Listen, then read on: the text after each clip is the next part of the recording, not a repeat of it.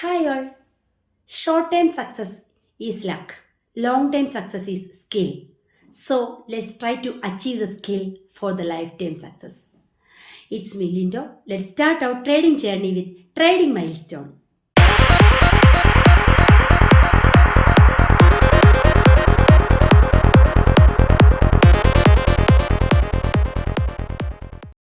Health is more important than wealth. ശരിയല്ലേ? അതുപോലെ തന്നെ mental health is more important than physical health. Physically എത്ര തന്നെ ഹെൽത്ത് ഉണ്ടെങ്കിലും മെൻ്റൽ ഹെൽത്ത് ഇല്ലെങ്കിൽ നമുക്കൊരു വർക്ക് കൃത്യമായിട്ട് ചെയ്തു തീർക്കാൻ സാധിക്കുമോ? ചിന്തിച്ചു നോക്കൂ. അവിടെയാണ് ഏതൊരു കാര്യത്തിലും അതിൻ്റെ സൈക്കോളജി വശങ്ങൾ മനസ്സിലാക്കേണ്ടതിൻ്റെ പ്രസക്തി. ട്രേഡിംഗ് സൈക്കോളജിയെക്കുറിച്ച് വീണ്ടും വീഡിയോ ചെയ്യാനായിട്ട് എന്നെ പ്രേരിപ്പിക്കുന്ന ഒരു ഘടകവും ഇത് തന്നെയാണ്. എന്താണെന്ന് വെച്ചാൽ ട്രേഡിംഗ് സൈക്കോളജി എന്ന് പറഞ്ഞാൽ അതൊരു വലിയ ടോപ്പിക്കാണ്. കുറച്ച് പോയിന്റ്സ് ആയിട്ട് ഞാൻ പറയാമെന്നാണ് വിചാരിക്കുന്നത്. ഒരു 10-30 പോയിന്റ്സ് ഞാൻ നോട്ട് ഡൗൺ ചെയ്തിട്ടുണ്ട് ഓൾറെഡി. പക്ഷേ അത് ഒരുമിച്ച് ചെയ്ത് കഴിഞ്ഞാൽ അത് വളരെ പാടായിരിക്കും അത് പറയാനും അണ്ടർസ്റ്റാൻഡ് ചെയ്യാനും. അതുകൊണ്ട് തന്നെ ഇന്ന് ഞാൻ 2 ടോപ്പിക്കാണ്, 2 പോയിന്റ്സ് ആയിട്ടാണ് നിങ്ങൾക്ക് മുമ്പിൽ വന്നിരിക്കുന്നത്. യൂട്യൂബിൽ ആദ്യമായിട്ടാണ് ഞാനിങ്ങനെ ക്ലാസ്സുകൾ ചെയ്യുന്നത്. അതുകൊണ്ട് എല്ലാവരുടെയും ഒരു സപ്പോർട്ട് ഉണ്ടായിരിക്കണം. എല്ലാവരും വീഡിയോ സബ്സ്ക്രൈബ് ചെയ്യുക, ഇഷ്ടമായെങ്കിൽ ലൈക്ക് ചെയ്യണം. അതുപോലെ തന്നെ കമൻസ്, നിങ്ങളുടെ വിലയേറിയ കമൻസാണ് ഞാൻ വെയിറ്റ് ചെയ്യുന്നത്. അതനുസരിച്ച് എനിക്ക് വീഡിയോയിൽ മാറ്റങ്ങൾ വരുത്താനും ക്ലാസ്സുകളിൽ ചേഞ്ച് ചെയ്യാനും അതനുസരിച്ച് കൂടുതൽ ബെറ്റർ ആക്കാനും പറ്റുമെന്നാണ് ഞാൻ കരുതുന്നത്. സോ എല്ലാവരും സപ്പോർട്ട് ചെയ്യുക കേട്ടോ. ട്രേഡിംഗ് സൈക്കോളജിയെ സംബന്ധിച്ചിടത്തോളം ഇന്ന് ഞാൻ പറയാൻ പോകുന്നത് പ്രധാനപ്പെട്ട 2 പോയിന്റ്സ് ആണ്. ഒന്ന്, ഓൾവേസ് സ്റ്റേ കോൺഷ്യസ്, എപ്പോഴും കോൺഷ്യസ് ആയിട്ടിരിക്കുക. രണ്ടാമത്തേത് ഇമോഷൻ. ഈ 2 കാര്യങ്ങളെക്കുറിച്ചിട്ടാണ് ഇന്നത്തെ വീഡിയോയിൽ ഡിസ്കസ് ചെയ്യുന്നത്. ഇപ്പം നമ്മൾ ചിന്തിക്കും, എന്താണ് എപ്പോഴും കോൺഷ്യസ് ആയിട്ടിരിക്കണം, ഇമോഷൻസ് ശ്രദ്ധിക്കണം, എന്താണ് എപ്പോഴും ഇങ്ങനെ പറയുന്നത്? ട്രേഡ് ചെയ്യുന്ന ഒരു വ്യക്തികളെ സംബന്ധിച്ചിടത്തോളം അല്ലെങ്കിൽ ബിസിനസ്സിൽ ഇൻവോൾവ് ആയിട്ടുള്ള ആളുകൾക്ക് അറിയാം ഇതിൻ്റെ പ്രാധാന്യം എന്താണെന്നുള്ളത്. അല്ലെങ്കിൽ ബിസിനസ്സിനോട് താല്പര്യമുള്ളവർക്കറിയാം എന്താണ് അതല്ലെങ്കിൽ ബിസിനസ്സിൽ പരാജയത്തിൽ നിൽക്കുന്ന ഒരാൾക്ക് എങ്ങോട്ട് പോകണം, മുമ്പിലോട്ട് എന്താണ് എന്ന് നിൽക്കുന്ന ഒരു വ്യക്തിയെ സംബന്ധിച്ചിടത്തോളം ട്രേഡിംഗ് സൈക്കോളജി മനസ്സിലാക്കേണ്ടത്, ബിസിനസ് സൈക്കോളജി അറിയേണ്ടത് അത്യന്താപേക്ഷിതമായൊരു ഘടകമാണ്. നമുക്ക് ക്ലാസ്സിലേക്ക് വരാം. ഒന്നാമത് ഞാൻ പറഞ്ഞു ഓൾവേസ് സ്റ്റേ കോൺഷ്യസ്. എന്താണ് അതുകൊണ്ട് അർത്ഥമാക്കുന്നത്? നമ്മൾ എപ്പോഴും കോൺഷ്യസ് മൈൻഡിലായിരിക്കണം എന്ന് പറയുന്നത് എന്തുകൊണ്ടാണ്? അതായത് നമ്മൾ കോൺഷ്യസ് മൈൻഡിലല്ലാത്ത ഒരു സ്റ്റേജ് വരുമ്പോൾ നമ്മുടെ മൈൻഡ് ഓട്ടോ പൈലറ്റ് മോഡിലേക്ക് ചേഞ്ച് ആകുന്നു.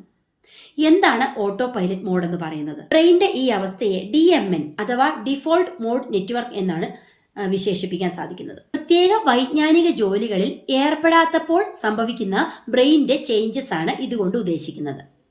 1930 ഹാൻസ്ബെർഗർ നടത്തിയ ഒരു പരീക്ഷണത്തിലാണ് നമ്മുടെ ബ്രെയിൻ നിരന്തരം സജീവമാണ് എന്ന ചിന്ത വന്നത്. അതിനുശേഷം 1970കളിൽ പ്രശസ്ത ബ്രെയിൻ സയന്റിസ്റ്റ് ആയിട്ടുള്ള ഡേവിസ് ഇംഗാർ ഇത് ശരിവെച്ചിട്ടുണ്ട്. വളരെയേറെ ബ്രെയിൻ സ്കാൻസ് നടത്തി ഇത് വെളിപ്പെടുത്തുകയും ചെയ്തിട്ടുണ്ട്. അതുമൂലം പറയുന്നത് നമ്മൾ ശ്രദ്ധയോടെയുള്ള വൈജ്ഞാനിക ജോലികളിൽ ഏർപ്പെടുമ്പോൾ ഇതിന്റെ പ്രവർത്തനം വളരെ കുറവായിരിക്കും, DMNന്റെ പ്രവർത്തനം വളരെ കുറവായിരിക്കും. എന്നാൽ നമ്മൾ ഉണർന്നിരിക്കുമ്പോഴും അല്ലെങ്കിൽ പ്രത്യേകമായിട്ടുള്ള വ്യായാമങ്ങളൊന്നും ചെയ്യാതെ ഇരിക്കുന്ന ആ ഒരു സിറ്റുവേഷനിൽ നമ്മുടെ ബ്രെയിൻ ഓട്ടോ പൈലറ്റ് മോഡിലേക്ക് ചേഞ്ച് ആവുകയും അവിടെ ബ്രെയിനിന്റെ ഉയർന്ന തരത്തിലുള്ള മറ്റൊരു പ്രവർത്തനം നടക്കുകയും ചെയ്യുന്നു. എന്താണ് അവിടെ സംഭവിക്കുന്നത്? ഇപ്പം നമ്മൾ ചിന്തിച്ചു നോക്കൂ, നമ്മൾ വെറുതെ ഇരിക്കുകയാണ് അല്ലെങ്കിൽ നമ്മൾ റെസ്റ്റ് എടുക്കുകയാണ്. ഈ സമയത്ത് നമ്മുടെ ബ്രെയിൻ ഓട്ടോ പൈലറ്റ് മോഡിലാണ് നിൽക്കുന്നത്. നമുക്ക് ചിന്തിച്ചാൽ അറിയാം ആ സമയത്ത് നമ്മുടെ മനസ്സിലോട്ട് എന്താ കടന്നു വരുന്നത്. ചിലപ്പോൾ നമ്മുടെ പൂർവ്വകാല ഓരോ സ്മരണകളായിരിക്കാം, അല്ലെങ്കിൽ നമ്മളെ വേദനിപ്പിക്കുന്ന ഓരോ അവസ്ഥകളായിരിക്കാം, നമ്മുടെ തോൽവികളായിരിക്കാം, വിജയങ്ങളായിരിക്കാം. പക്ഷേ താരതമ്യം ചെയ്യുമ്പോൾ നമ്മൾ തോൽവികളെക്കുറിച്ചായിരിക്കും കൂടുതൽ ചിന്തിക്കാനായിട്ട് താല്പര്യപ്പെടുന്നത്, വിജയത്തിനേക്കാളും കൂടുതൽ. എന്തുകൊണ്ട് അങ്ങനെ സംഭവിച്ചു? നിരാശ, വിഷാദം, അങ്ങനെയുള്ള ധാരാളം ഫീലിങ്സ് ഈ ഒരു ഓട്ടോ പൈലറ്റ് മോഡിൽ സംഭവിക്കുന്നുണ്ട്. സ്വാഭാവികമായിട്ടും നമുക്ക് ചിന്തിക്കാം, ഇപ്പം നമ്മൾ എന്തിനാണ് ഇതിവിടെ പറയുന്നത്? ഇതെങ്ങനെ ട്രേഡിങ്ങിലോട്ട് അപ്ലൈ ചെയ്യാനായിട്ട് സാധിക്കും? ഇതിവിടെ ആവശ്യമാണ്. Stay always your mind in conscious. അതായത് നമ്മളൊരു ട്രേഡ് എടുക്കുമ്പോൾ ആ ട്രേഡിൽ നമ്മൾ ബൈ എൻട്രി എടുക്കുമ്പോൾ തൊട്ട് എക്സിറ്റ് ചെയ്യുന്ന ആ ഒരു മൊമെന്റ് വരെ നമ്മൾ കോൺഷ്യസ് ആയിരിക്കണം. നമ്മൾ കോൺഷ്യസ് അല്ലാത്ത ഒരു ഘട്ടം വരുമ്പോഴാണ് നമ്മുടെ ബ്രെയിനിൽ ഈ ചേഞ്ചസ് എല്ലാം വരികയും നമുക്ക് കൃത്യമായ തീരുമാനങ്ങൾ എടുക്കാനോ എക്സിറ്റ് ചെയ്യാനോ സാധിക്കാതെ വരികയും ചെയ്യുന്നത്. ബിസിനസ്സിൽ അല്ലെങ്കിൽ ട്രേഡിലൊക്കെ കണ്ടിന്യൂ ചെയ്യുന്ന ഒരു വ്യക്തികൾക്ക് ഇത് പെട്ടെന്ന് മനസ്സിലാകാനുള്ള സാധ്യതയുണ്ട്. ഞാൻ കൂടുതലും ഓഫ്ലൈനിലാണ് ക്ലാസ് എടുക്കുന്നത്. യൂട്യൂബിൽ ഇത് ആദ്യം ക്ലാസ് എടുക്കുവാണ്. അപ്പം അതുകൊണ്ട് തന്നെ ഒരുപാട് പോരായ്മകളുണ്ടെന്ന് എനിക്കറിയാം. ഞാനതെല്ലാം ചേഞ്ച് ചെയ്യാൻ എനിക്ക് കമൻറ്റ് ചെയ്യാം കേട്ടോ. എൻ്റെ പോരായ്മകൾ മാറ്റിയിട്ട് കുറേ കൂടെ വ്യക്തമായിട്ട് ഞാൻ ക്ലാസ് എടുക്കാനായിട്ട് ശ്രമിക്കുന്നതായിരിക്കും. അതുകൊണ്ട് തന്നെ always stay conscious while trading. എന്താണെന്ന് മനസ്സിലായോ? നമ്മൾ ട്രേഡിങ്ങിൽ അലേർട്ടായിട്ടിരിക്കുക, കോൺഷ്യസ് ആയിട്ടിരിക്കുക. രണ്ടാമത് ഞാൻ പറയാൻ പോകുന്ന പോയിന്റ്സ് ആണ് യുവർ ഇമോഷൻസ്. എന്താണ് ഇമോഷൻസ്? ഒറ്റ വാക്കിൽ പറഞ്ഞാൽ ഇമോഷൻസ് എന്ന് പറയുന്നത് ഒരു കെമിക്കൽസ് ആണ്. It is spread all over the body. If you are in an emotion your brain become cloudy. എന്താണ് ക്ലൗഡി ബ്രെയിൻ എന്ന് വെച്ചാൽ ഒരു ആശയക്കുഴപ്പം വരുന്നു നമ്മുടെ തലച്ചോറിൽ.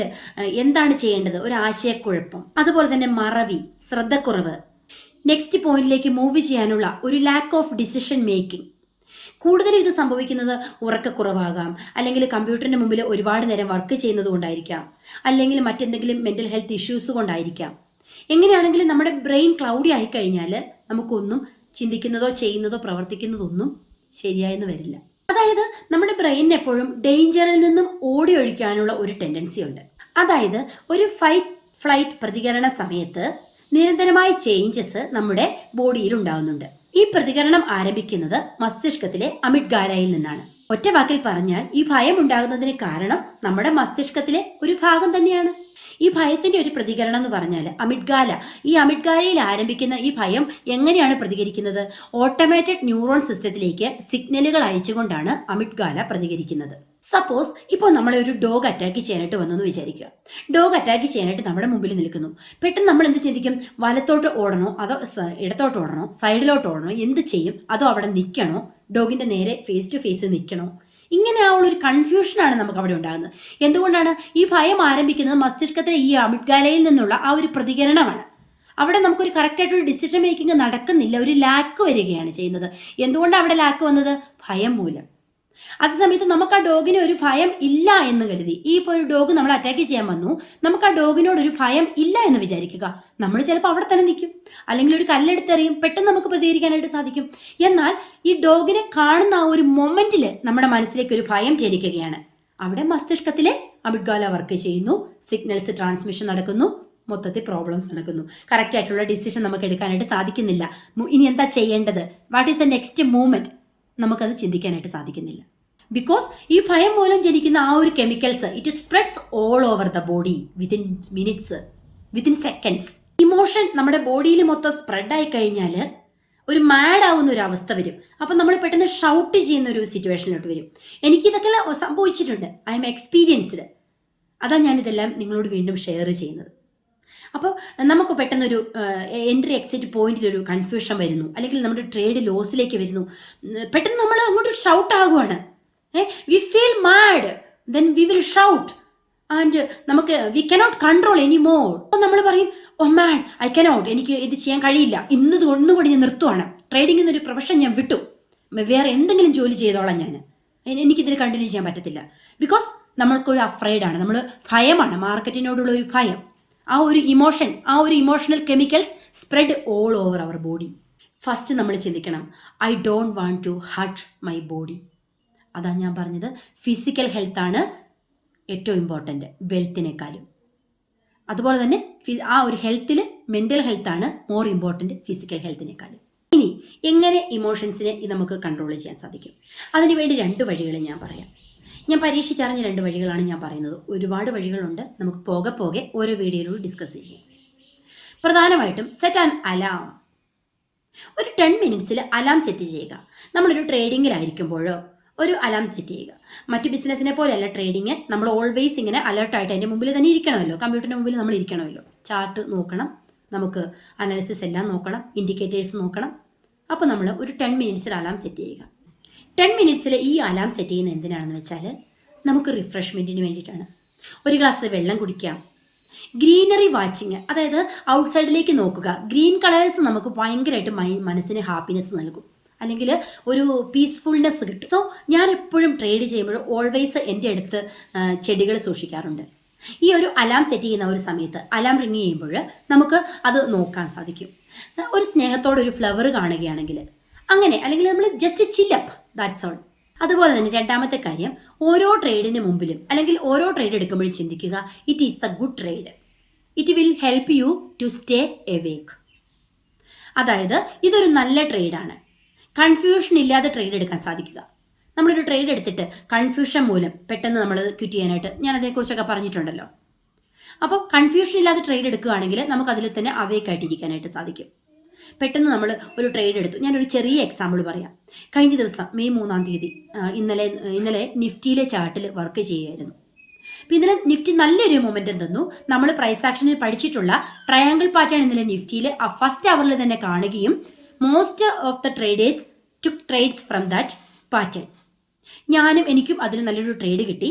നല്ലൊരു ഓപ്പർച്യൂണിറ്റി ആയിരുന്നു. ഒരു ട്രയാങ്കിൾ പാറ്റേൺ കണ്ടു.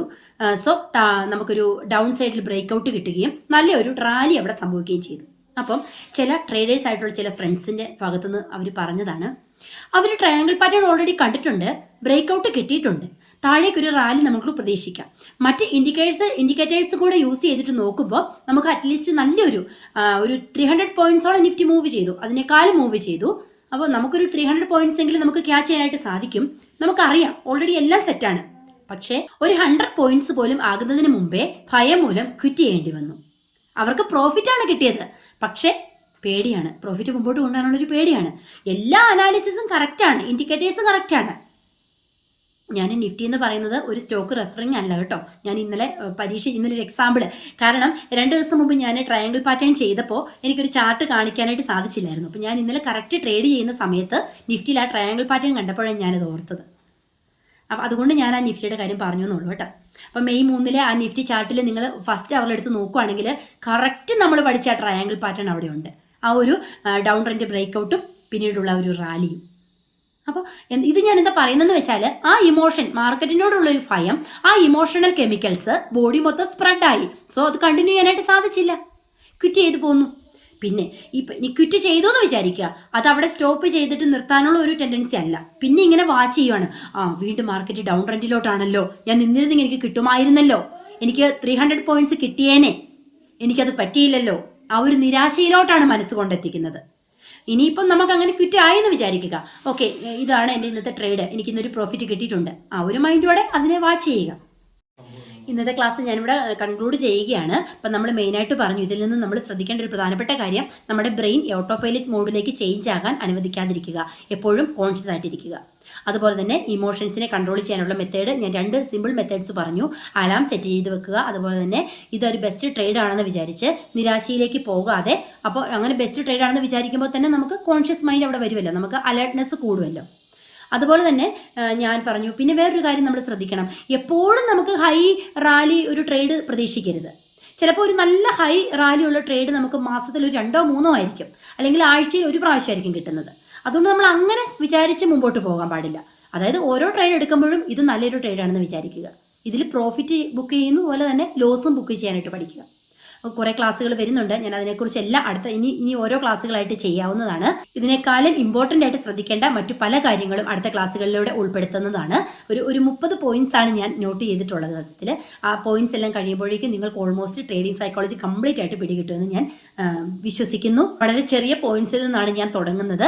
അതുകൊണ്ട് തന്നെ മുമ്പോട്ടുള്ള ക്ലാസ്സുകളും കൂടി കാണാൻ ശ്രമിക്കുക. കംപ്ലീറ്റ് ചെയ്യുമ്പോൾ മാത്രമേ നമുക്കൊരു ട്രേഡിംഗ് സൈക്കോളജി ഫുള്ള് മനസ്സിലാകത്തുള്ളൂ. ആ ഒരു ബേസിൽ നമുക്ക് ട്രേഡ് കിട്ടത്തുള്ളൂ. ഇത് ഞാൻ അനുഭവിച്ചറിഞ്ഞതും ഞാൻ ചെയ്യുന്നതുമായിട്ടുള്ള കാര്യങ്ങളാണ്. എൻ്റെ ഫ്രണ്ട്സ് ആയിട്ടുള്ള ട്രേഡേഴ്സും ചെയ്യുന്നതായിട്ടുള്ള കാര്യങ്ങളാണ് ഞാനിവിടെ പറയുന്നതും അപ്ലൈ ചെയ്യാനായിട്ട് ശ്രമിക്കുന്നതും. അടുത്ത ദിവസം പുതിയൊരു ടോപ്പിക്കുമായി നമുക്ക് വീണ്ടും കാണാം. അതുവരേക്കും ബൈ ബൈ.